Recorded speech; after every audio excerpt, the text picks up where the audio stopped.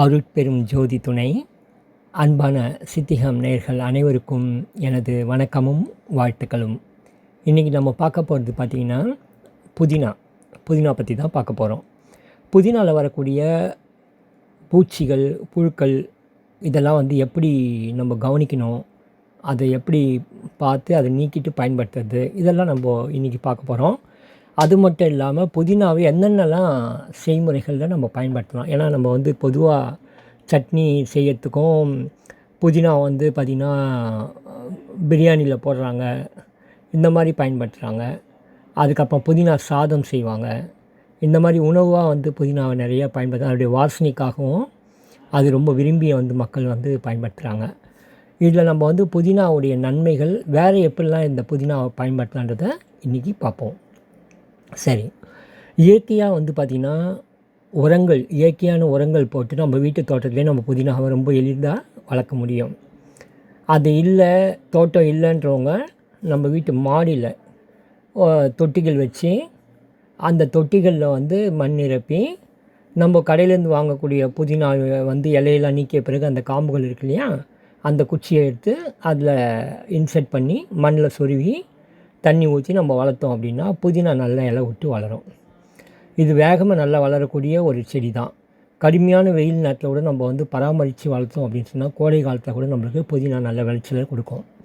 இந்த மாதிரி பார்த்திங்கன்னா நம்ம வீட்டில் வளர்க்கும்போது வெளியிலேருந்து நம்ம புதினா கட்டு வாங்குறதுல அவ்வளோ பூச்சிப்புழு இருக்காது, குறைவாக இருக்கும். ஏன்னா கெமிக்கல் போட்டு வளர்க்குறதால பூச்சிகள் அதுலேயும் கொஞ்சம் வரலாம். ஆனால் நம்ம வீட்டில் வளர்க்கும்போது பார்த்திங்கன்னா நிறைய பூச்சிகள் வர வாய்ப்பு இருக்குது. ஏன்னா தோட்டத்தில் வளர்க்கும்போது அதில் மண்ணில் படரும், கொஞ்சமாக ஓரளவுக்கு வளரும், சில நேரங்களில் மண்ணில் சாஞ்சிருக்கும். இதில் பார்த்திங்கன்னா வண்டுகள், பூச்சிகள், நிறையா சின்ன சின்ன புழுக்கள் வரும். அதெல்லாம் இப்போ நீங்கள் வீடியோவில் பாருங்கள். அதெல்லாம் பார்த்துட்டு அதை நம்ம கண்டுபிடிங்க. ஏன்னா இலைக்கு பின்பக்கமாக இருக்கும், இலையை அரிச்சு சாப்பிட்டுருக்கோம். அந்த இலைகளையும் நம்ம பயன்படுத்தக்கூடாது. பூச்சரிச்ச இலைகளையும் நம்ம கட் பண்ணி கீழே போட்டணும். நல்லா இருக்க இலைகளை நம்ம எடுத்து பயன்படுத்திக்கணும். இந்த மாதிரி இயற்கை உரம் போட்டு நம்ம புதினா வளர்த்து நம்ம பயன்படுத்தும்போது அவருடைய நன்மைகள், மருத்துவ குணங்கள் ரொம்ப ரொம்ப நம்மளுக்கு அதிகமாக கிடைக்கும். இப்போ நம்ம வீட்டில் வளர்க்கக்கூடிய புதினா செடிகளில் இந்த மாதிரி வண்டுகள், புழுக்கள் வரத்துக்கு நிறைய வாய்ப்பு இருக்குது. அதனால் நம்ம அதை கவனித்து இலைக்கு பின்னாடி கூட இந்த புழுக்கள் ஒழிஞ்சிட்டு இருக்கும். அதை நம்ம பார்க்கணும். முதல்ல நம்ம இந்த புதினாவை பறித்த பிறகு தண்ணியில் முதல்ல நம்ம அலசிட்டு அதுக்கப்புறம் இலையை மட்டும் தனியாக கிள்ளணும். இலையை கிள்ளும்போது நம்ம கவனித்து அந்த வண்டு இல்லை புழு இருந்தால் அதை நீக்கிடணும். இந்த புழுக்கள் தான் பார்த்திங்கன்னா இலைகளை மெல்ல மெல்ல அரித்து சாப்பிடும். அதனால் நம்ம அந்த புழுவை நீக்கிட்டு நம்ம இலைகளை புழு அரித்த இலைகளையும் நம்ம நீக்கிடணும். அந்த பாதி இலை அரிச்சிட்டு இருக்கோம், அதை நம்ம சாப்பிடக்கூடாது. ஆனால் அந்த இலைகளை நீக்கிட்டு நல்ல இலைகளை எடுத்துக்கணும். அதே மாதிரி ஒரு புதினா செடியில் பார்த்திங்கன்னா கீழே பார்த்திங்கன்னா மஞ்சள் நிறத்தில் இலை இருக்கும். அந்த மஞ்சள் நிற இலைகள் பார்த்திங்கன்னா அது சத்துக்கள் நீங்கிய இலை. அதனால் அது தேவையில்லை, அது நம்ம சாப்பிடக்கூடாது. அந்த இலைகளை சில பேர் சேர்த்து போட்டுடுறாங்க, சட்னி அரைச்சிடுவாங்க. அந்த மாதிரி நம்ம அரைக்கக்கூடாது. இனிமேல் பார்த்திங்கன்னா அந்த மஞ்சள் நிற இலைகளை உணவில் சேர்க்காது. கீரையில் கூட பார்த்திங்கன்னா இந்த மஞ்சள் நிற இலைகள் நம்ம எப்பயுமே சேர்க்கக்கூடாது. எந்த கீரை பயன்படுத்தினாலும் மஞ்சளாக உடனே அந்த இலையை நம்ம கீழே போட்டுடணும். அது குறிப்பாக பார்த்திங்கன்னா முருங்கைக்கீரையில் மஞ்சள் இலையெல்லாம் சாப்பிட்டாக்கா நமக்கு அஜீரண கோளாறுகள் வரும். அதனால் நம்ம அதை கண்டிப்பாக பயன்படுத்தக்கூடாது. அதே மாதிரி பார்த்திங்கன்னா சில பேர் இந்த மாதிரி கீரையில் புழு பூச்சிலாம் வருதுன்னு சொல்லிட்டு கீரையே சாப்பிட்றதே விட்டுடுறாங்க. அது ரொம்ப தவறான ஒரு விஷயம். ஏன்னா அந்த மாதிரி கீரையே விட்டுரும்போது அவங்களுக்கு சத்துக்கள் கிடைக்கணுமே அப்படின்றது எனக்கு ஒரு கவலை. கண்டிப்பாக பார்த்திங்கன்னா அவங்கள பார்க்கும்போது எனக்கு கஷ்டமாக இருக்கும். என்னடா அது இவங்க கீரையே சாப்பிட மாட்டேன்றாங்களே அப்படின்னு சொல்லிட்டு. அதாவது இயற்கையாக நம்ம வளர்க்கும்போது, கெமிக்கல் இல்லாமல் வளர்க்கும்போது கண்டிப்பாக இந்த பூச்சிக்கெல்லாம் வரதான் செய்யும். நம்ம தான் அதை பார்த்து சுத்தம் பண்ணி அந்த இலைகளை எடுத்து நம்ம பயன்படுத்தணும். ஸோ இதை நீங்கள் மனசில் எப்பயுமே ஞாபகம் வச்சுங்க. புதினாவுடைய பயன்கள் எல்லாருக்குமே பொதுவாக தெரியும், இருந்தாலும் நான் சுருக்கமாக சொல்கிறேன். உடம்பில் இருக்கக்கூடிய பித்தத்தை சமப்படுத்தக்கூடிய ஆற்றல் புதினாவுக்கு இருக்குது. அது இல்லாமல் உடம்பில் இருக்கக்கூடிய துர்நீர்களை, கெட்ட நீரை வெளியேற்றும் தன்மை புதினாவுக்கு உள்ளது. உடல் பாதங்களில் நம்மளுடைய கால் பாதம் இருக்கு இல்லையா, அந்த பாதங்களில் சில டைம் வீக்கம் இருக்கும், நீர் ஏறி இருக்கும். அந்த மாதிரி சமயங்களில் புதினா கஷாயம் குடிக்கும்போது அந்த வீக்கம் இறங்கிறத பார்க்கலாம்.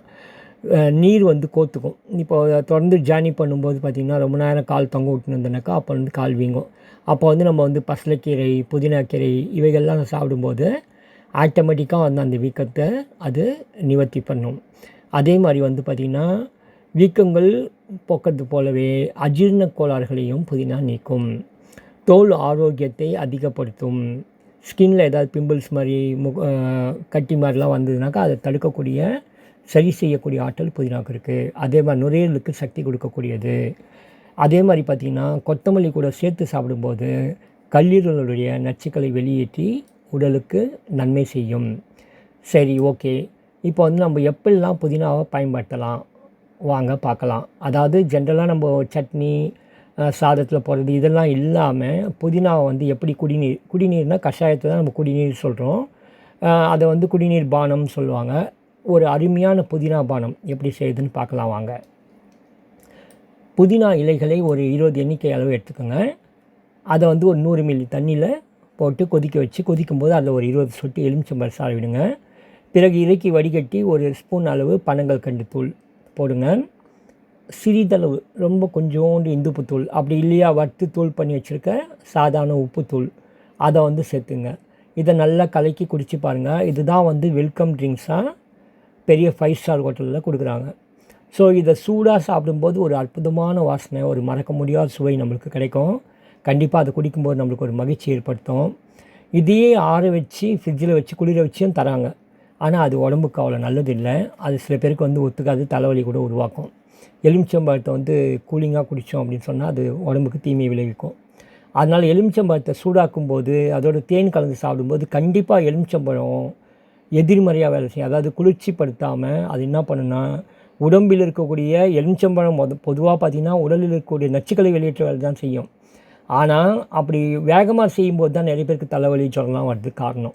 ஸோ அப்படி இல்லாமல் நம்ம வந்து அது பயன்படுத்தும் போது நம்ம குளிர்ச்சியாக பயன்படுத்தாமல் சாராக அப்படி பயன்படுத்தாமல் எலுமிச்சம்பழம் வந்து புதினாவை அரைச்சி சாறு எடுத்து அப்படியே எலுமிச்சம்பழம் சாறு விட்டு குடிக்கும்போது சில பேருக்கு ஜுரம் வரும், தலைவலி வரும்.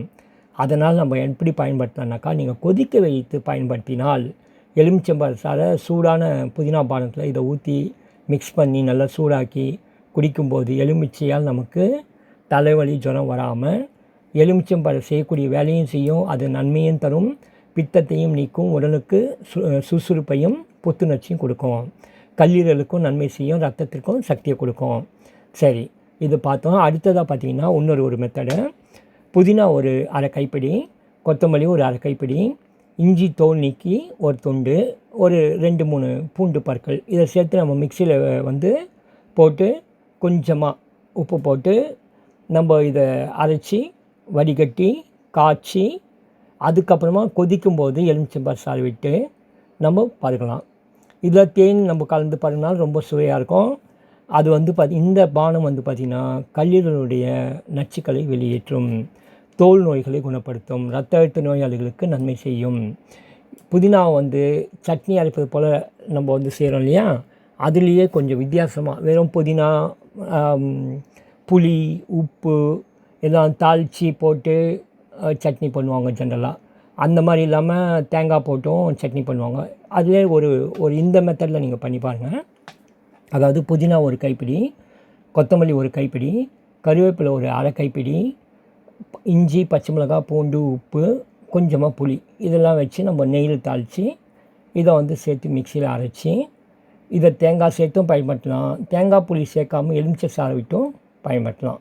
இதில் வந்து பார்த்திங்கன்னா நீங்கள் வந்து கோல்டு ஆகுன்றவங்க எலுமிச்சை சாறு சேர்க்காதீங்க.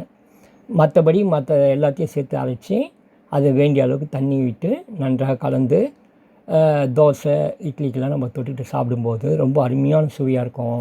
வயிறுக்கு சக்தி கொடுக்கும், அஜீரண கோளாறுகள் வராமல் தடுக்கும். ஹீமோகுளோபின் குறைவாக இருக்கவங்களுக்கும் இது கண்டிப்பாக அதிகப்படுத்தும், ரத்தத்தில் இரும்பு சத்தை அதிகப்படுத்தும். சரி, புதினாவை தினமும் நம்ம உணவில் சேர்த்துக்கலாமான்னு கண்டிப்பாக சேர்த்துக்கலாம். அதனால் எந்த பக்க விளைவும் வராது. எனவே மேலே சொன்ன முறைகள் எல்லாத்தையும் நீங்கள் பயன்படுத்தி பாருங்கள். அதனால் நீங்கள் நன்மை அடைய என்னுடைய வாழ்த்துக்கள். வாழ்க அருளுடன். நன்றி, வணக்கம்.